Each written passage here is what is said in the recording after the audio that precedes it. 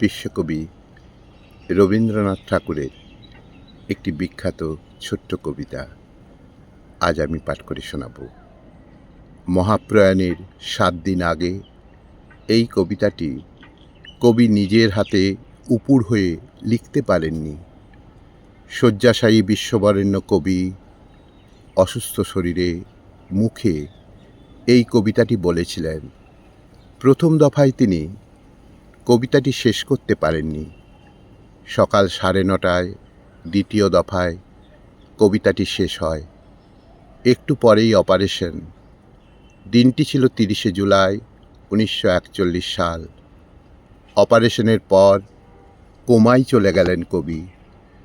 1941 সালের 7ই আগস্ট তিনি সকলকে ছেড়ে চলে গেলেন না ফেরার দেশে।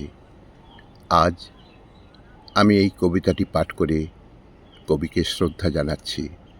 কবিতা তোমার সৃষ্টির পথ শুরু করছি। তোমার সৃষ্টির পথ রেখেছ আকীর্ণ করি, বিচিত্র ছলনা জালে হে ছলনাময়ী।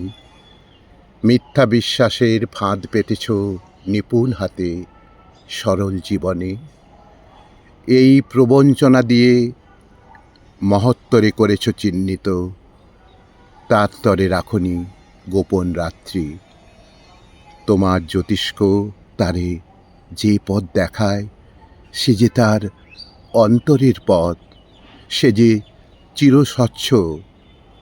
সহজ বিশ্বাসে সে যে করে তারে চিরসমুজ্জ্বল। বাহিরে কুটিল হোক, অন্তরে সে ঋজু। এই নিয়ে তাহার গৌরব, লোকে তারে বলে বিড়ম্বিত।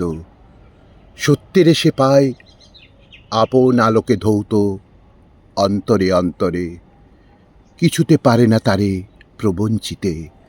শেষ পুরস্কার নিয়ে যায় আপন ভাণ্ডারে। অনায়াসে যে পেরেছে ছলনা সহিতে, সে পায় তোমার হাতে শান্তির অক্ষয় অধিকার।